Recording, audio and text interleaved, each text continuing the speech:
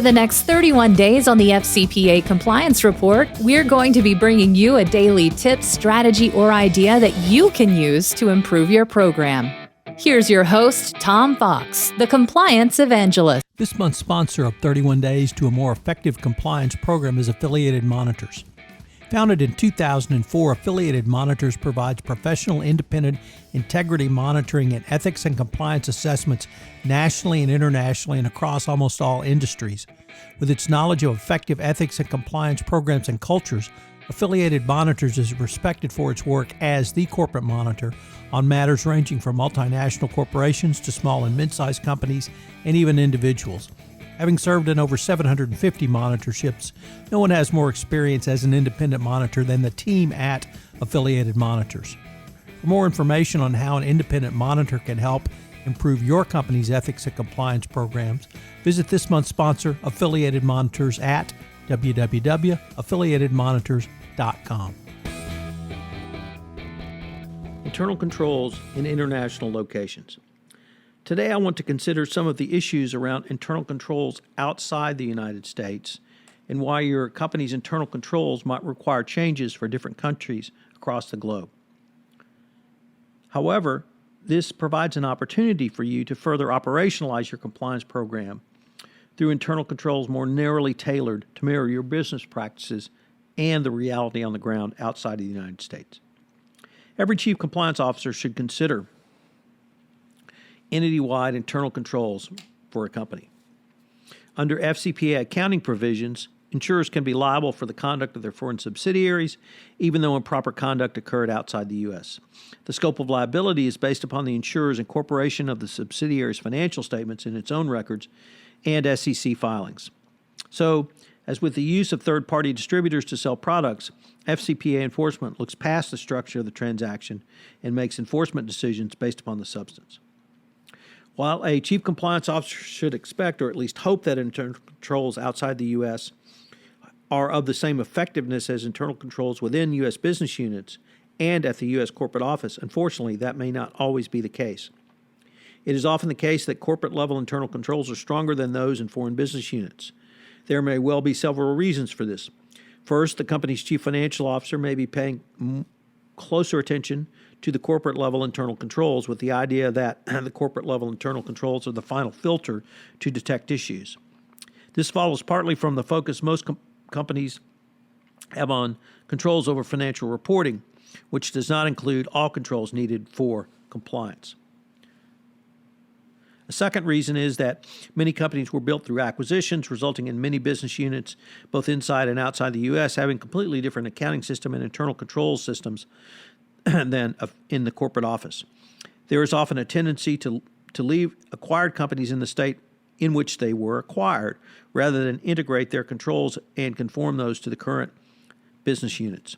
After all, the reason for the acquisition was the profitability of the acquired company, and nobody wants to be accused of negatively impacting profitability.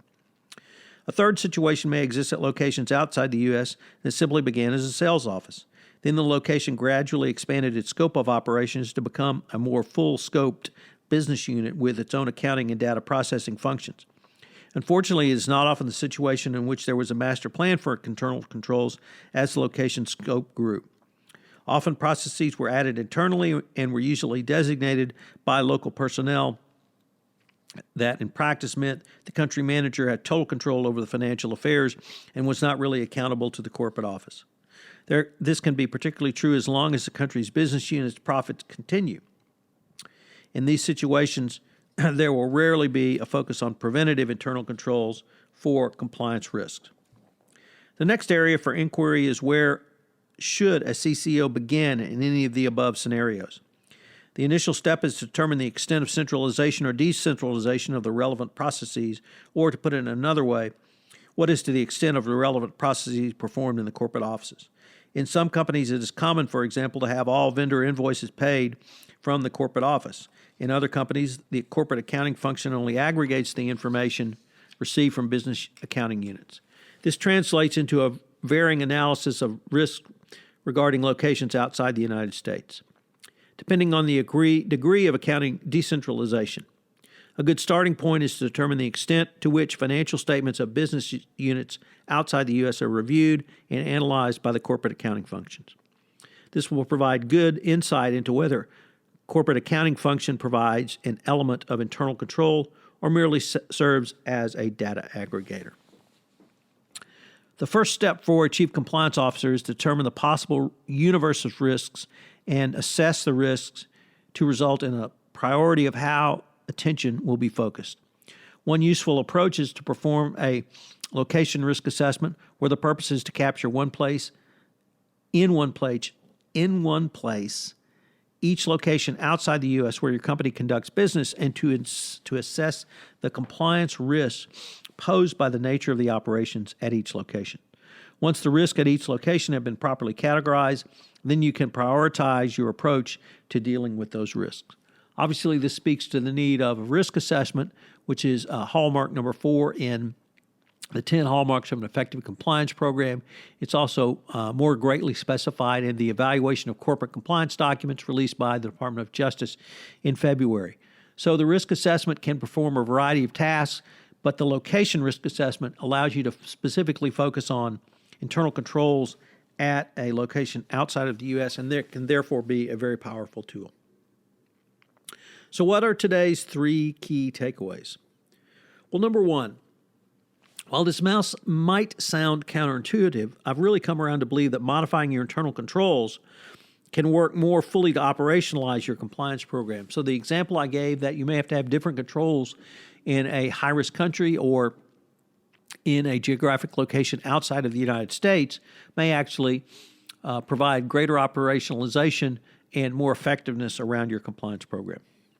Number 2, check the effectiveness of your internal controls for international locations. This is particularly true when you engage in an acquisition because, as I noted, one of the reasons you acquire a company is its inherent profitability or the product or services it has. And you may not want to really try to disrupt that, yet you will need to check the internal control protocol. And finally, revisit your internal controls when a country or region experiences large growth or other disruption. I often point to the example of Eli Lilly, who got into bribery hot water with the SEC in Poland. Well, one of the indicia of that something was askance was that through bribery of one head of a provincial health service in the province of Silesia, it led to an explosion of growth of Eli Lilly's products and services in the country of Poland. And not only did Silesia become the highest grossing province for the country became the 3rd highest grossing country in their European country geographic region. So when you have a high growth like that, it may mean your internal controls have lagged behind. I hope you've enjoyed day 4 of 1 month to better internal controls, and I hope you'll join me tomorrow for day 5. This is Tom Fox again. Hope you've enjoyed this episode of 1 month to better internal controls.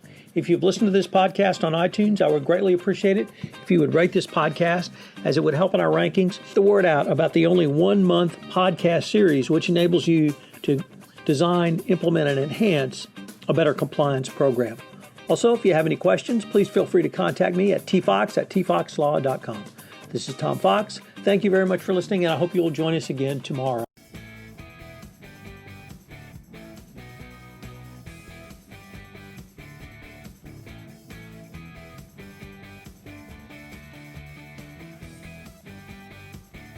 Once again, thanks to our sponsor, Affiliated Monitors, for sponsoring this month's series. This production of 31 Days to a More Effective Compliance Program is a special production of the Compliance Podcast Network. I hope you will join me again tomorrow.